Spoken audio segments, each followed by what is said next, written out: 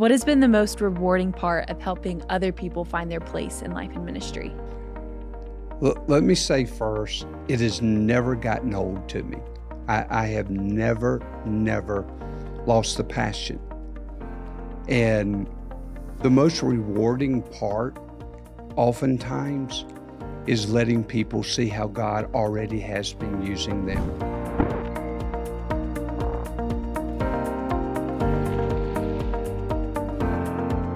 Hey y'all, welcome to the My Place podcast. I'm your host, Mary McSwain. Thank you so much for joining us today. I'm joined, as I normally am, by my dad, Jay McSwain. And today we are taking you back about 27 years ago. I might take us back a little bit farther than that, because I'm going to ask Dad how Place Ministries got started. What was the story? What was God putting on his heart all those years ago that motivated him, led him to start this ministry where he has helped hundreds, thousands of people, hundreds of thousands of churches to help other people find their place in life and ministry. So Dad, I want us to rewind the clock a little bit and talk about where you and Mom were. Y'all were living in Atlanta. At the time, you were working for the family business. Mom was working in downtown Atlanta. What was life like at that point before y'all moved to what we'll talk about next? But what was life like in Atlanta? What were y'all doing? Well, again, I worked in the family construction business. Mom was working at AT&T, and we were, you're supposed to say young and dumb. You know, I was in my late 20s. She was in her mid 20s, and we had a pretty good life. Our family's business was growing and life was pretty good. I had a little convertible 300Z that, and worked out a lot. Life was good in those days, honestly. But y'all weren't working in ministry full time. No, we weren't working. No.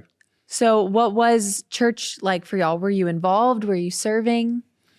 Mary, you know my story, but I had a tragic thing happen in my first marriage. My wife left and it shattered me.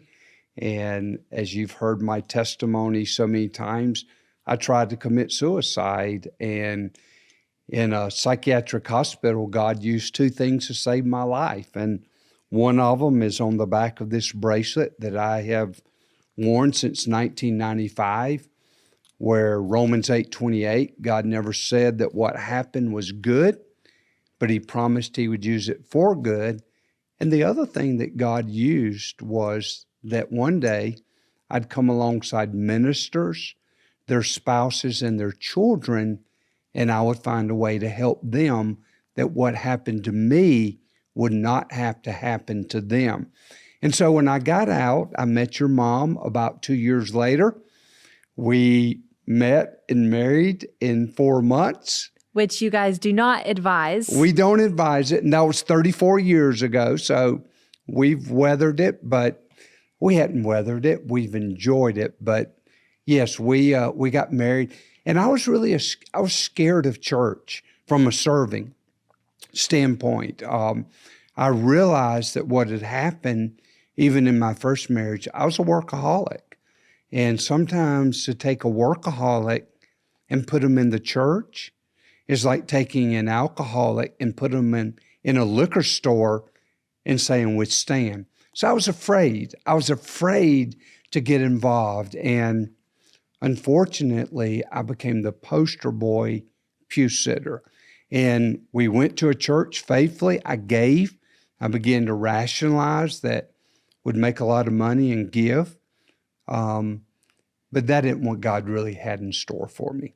But you didn't stay as the poster boy pew sitter. You and Mom got involved in their singles ministry. Yes, we did. And that was really how Place came about. So I'd been saying no for a couple of years to the pastors at the church. I'd been to seminary. I'd worked in ministry before, and they would ask me to get involved, and I'd say, thank you, but no thank you. It doesn't fit my life. And that sounds arrogant, but I was really scared. And so eventually God got a hold of me. And in August of 1995, your mom and I became the single adult leaders for this group of young 20-year-olds. And in September of 1995, I read the verse that changed the entire course of my life. It was a Wednesday. It was before I went to work, and it was Matthew 16:25, which that is what is on the front of this bracelet, is Matthew 16:25. And so I read that verse. I walked in to the little class that had started to grow a little bit, and I said to those young single adults, I said, would you open your Bible and we're going to read a verse together? And we read, for whoever wants to save their life will lose it, but whoever loses their life for me will find it. And I coined it, you find your life as you give it away. And I said to those young single adults, we were by then, I was in my 32, I believe. I said, we're not only going to get involved in our church with that verse, we're going to get involved in our community. And it was an incredible 2 years. That class grew immensely. We ended up having hundreds involved in it. 12 of them were living with us over those 2 years, in your room, in your sister's room, and everywhere else in our house. And it was a great, great 2 years. But I told them that we were going to give our lives away, and then we would find them. And I did not have a workbook. I had no spiritual gift assessment, but I had a promise from God that if we would give our lives away, we would find them. I always love hearing you tell that story. And you say you didn't have the spiritual gift assessment, you didn't have a workbook, but there was a willingness and an obedience to be the hands and feet of Jesus and to find your life as you gave it away wherever and however the Lord called, whatever doors that he opened.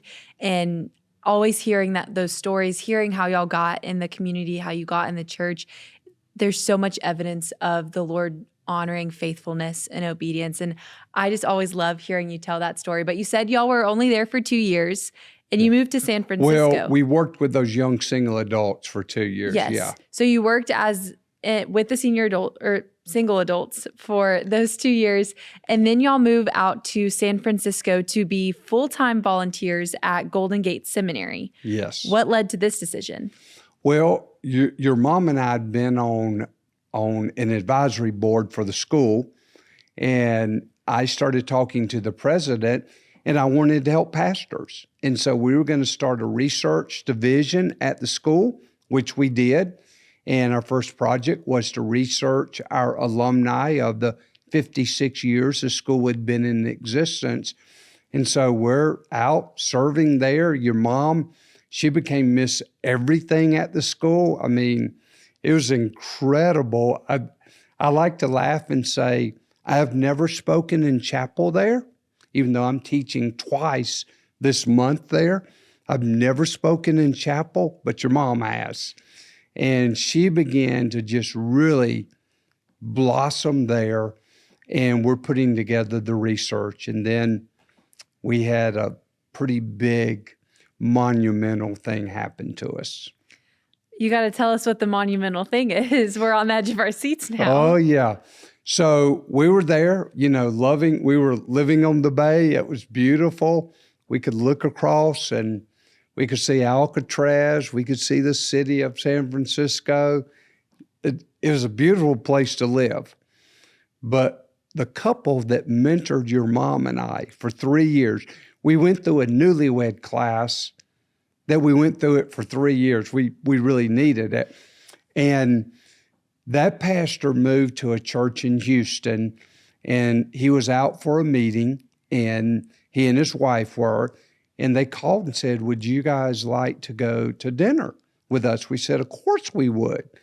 And so David and Bonnie took us to dinner, and it was funny. I'd always told your mom when I left the family business, I said, don't worry, if I'm an utter failure, the worst thing that can happen is I'll have to go work on a church staff somewhere.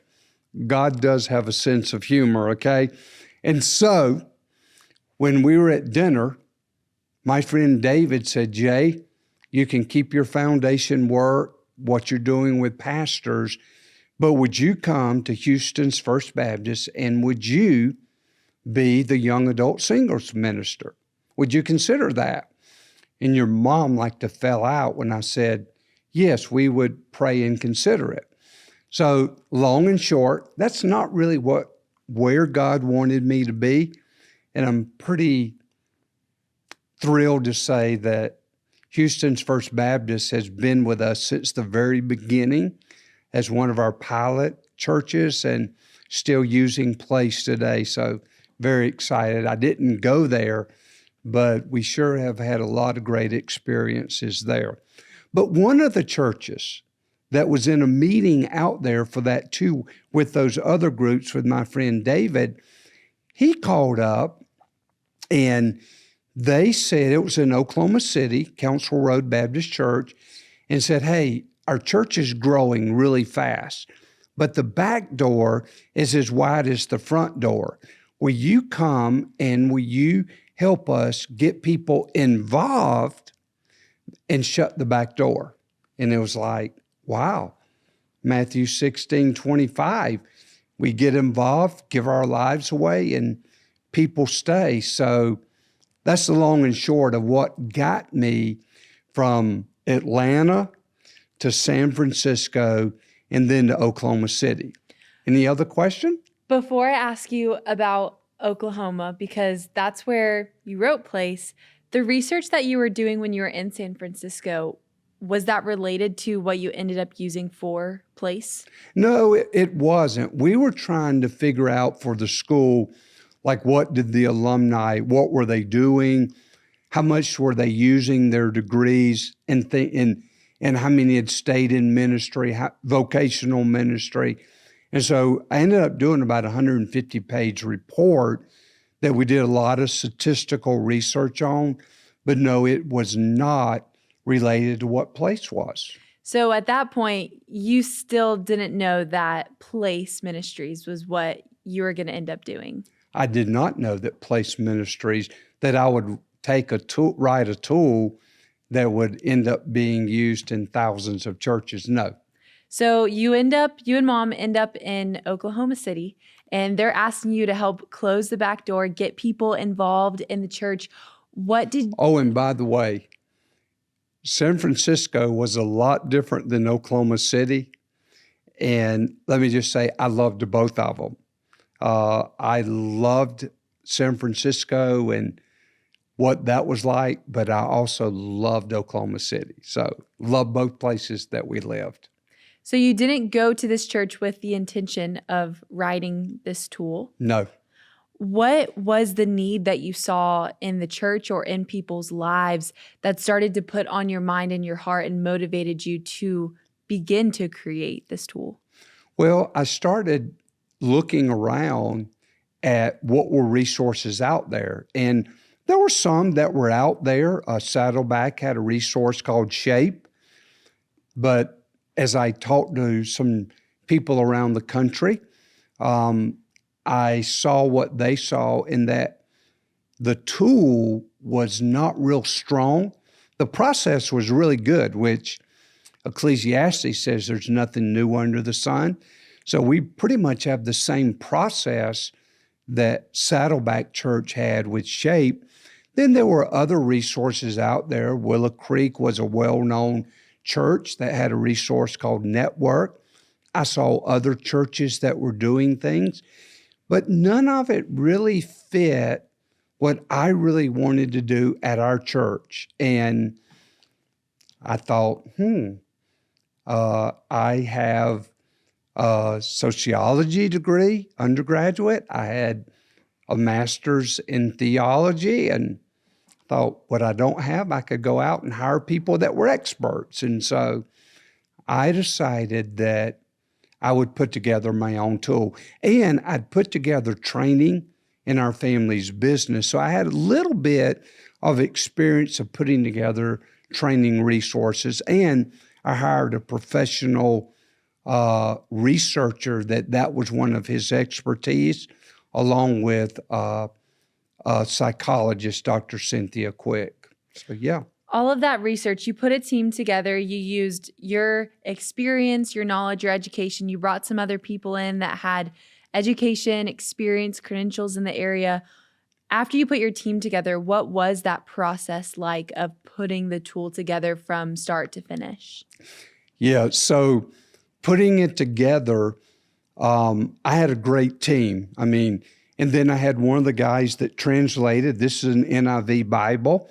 That was one of the translators of the NIV, New American Standard, that would always tell me whether or not I could use scriptures in certain ways. And we started looking and researching other instruments that were out there. And there were some good things about them, some things we didn't like. And so my researcher, Brad, and I said, okay, I don't like the way a lot of personality assessments are done. So let's write one that looks a little bit different. Let's put a statement and then 4 other statements instead of 4 words. And I go to Dr. Quick and I say to her, can we do this? She said, you can do anything if you validate it. Validation is the key. And so we began to recruit churches to help us pilot. We recruited people several thousands of people that would take our instruments, and we put it together based on validation of what they said. The name, I talked to a guy that was a legend of consulting in the church world. And he said, Jay, whatever the name is, you just got to make sure it outlasts fads. And so think about how many times we use the word place. So I liked it. We felt like that word place would stick. And we started piloting in our church. We wrote some companion pieces, like a consulting guide to sit down with people one-on-one, how to teach it, an implementation guide to go along with the instrument, the Place Workbook. The Place Workbook, that is the tool that a lot of what we're talking about is based around. How well did you understand the tool then compared to how well you understand it now? I wish I could say I haven't learned anything. No, it is so funny. I wrote it. I did all the research on the different concepts, like the way we use abilities, on how, like, different spiritual gifts, what the Greek was. Then I started sitting down with people and I started learning my tool. I like to use this one a lot. I sit down with this lady named Linda. This is like maybe the first group that goes through. And I had researched the different Greek words, service and helps, for spiritual gifts. And I understood that service was more toward a person, helps was more toward the organization. Well, I'm sitting down with Linda. Linda's a senior adult. Linda gives 25 volunteer hours a week to the church in the senior adult ministry. But Linda is not passionate about the senior adult ministry. And I asked her after about 35, 40 minutes, I said, Linda, you give so much time to the senior adult ministry, but you're not passionate about it. Tell me what's up. She looked at me like I was just the stupidest thing in the world. She said, Jay, I'm not giving that time to the senior adult ministry. I'm giving it to Carolyn, who is over the senior adult ministry. I want Carolyn to be effective. Well, today, that is so easy for me to realize that helps wants to undergird a person. Well, service doesn't really care about the person. It's the church, the organization. I did not understand that in the early days of putting it together. So I haven't changed what I've put in here, but my awareness, and when people talk, like if I'm coaching, I pick up on it today where in the early days I probably didn't. And that is what you talk about all the time, the power of coaching, is that it breathes to life the skeleton that is the assessment. And in the same way that we don't want people using this tool to put themselves in a box, you have learned by sitting down with people through the coaching session how to understand what the assessment says. And that's how you can help people to not be put in that box that they might put themselves in by misunderstanding the assessment. And you have spoken to that so well that it's by getting to know the person, not getting to know the results on paper. Yeah. So you've been in this space, in this world for over 30 years now? Well, this is our 28th year since I started play. This will be year 28. So yeah. So you've been in this space for 28 years. What about the church ministry, helping people find their place in life and in ministry, has remained timeless? And what has changed since you first got started? I think what has remained timeless, people are people. People wanting to be used by God. Because God created us, if we're believers, to want to serve others. That has been timeless. The principles of you find your life as you give it away, that started, as you just brought up, 30 years ago. That has been timeless, that truth. It is timeless for we are God's workmanship. That is timeless. Here's what has changed. It's so interesting. I share this a lot when I teach to other churches.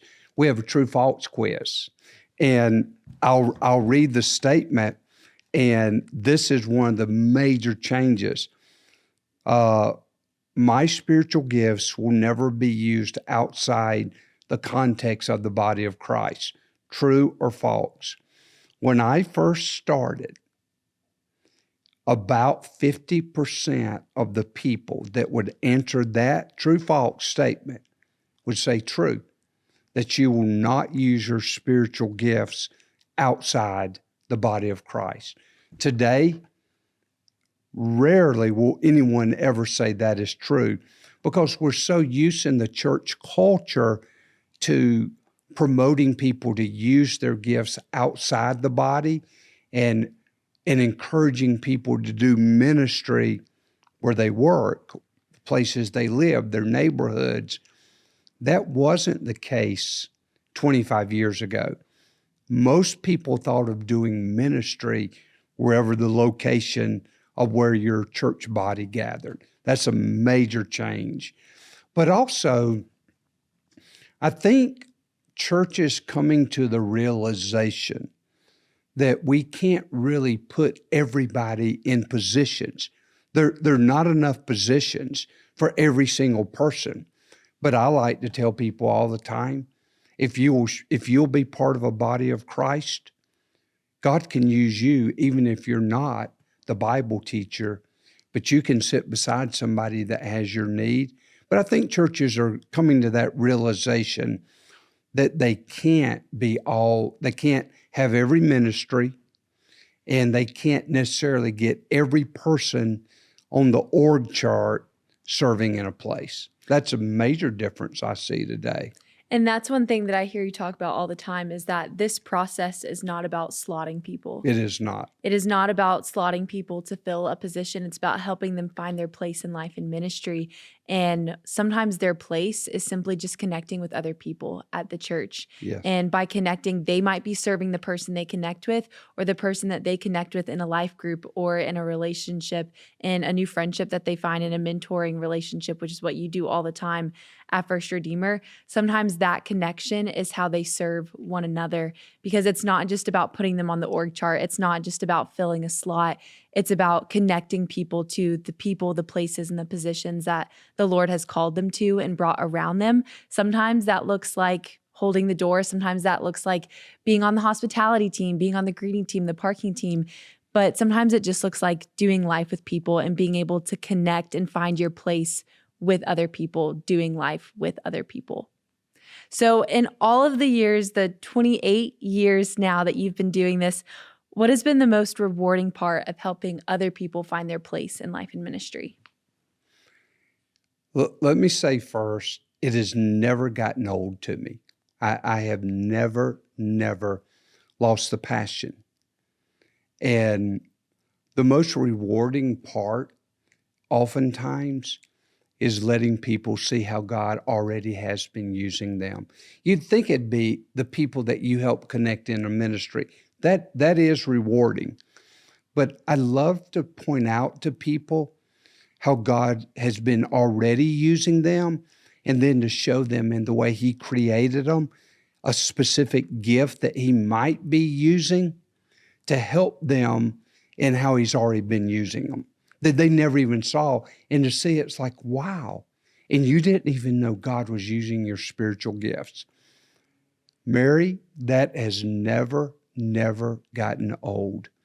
And another one of the most rewarding things is, again, you already mentioned it, helping people at times realize that their place at the church, because of a season of life that they're in, is allowing their church to minister to them. Because so many people, they allow Satan to make them feel guilty about that. And instead realizing their place is letting others within that body minister. That never gets old. And it goes back to me, the coaching, and watching people through the coaching have God come down, and I'll use this, speak to them about what He's doing in their life now. Not always some grand thing that they think He wants to do, but what He's already doing.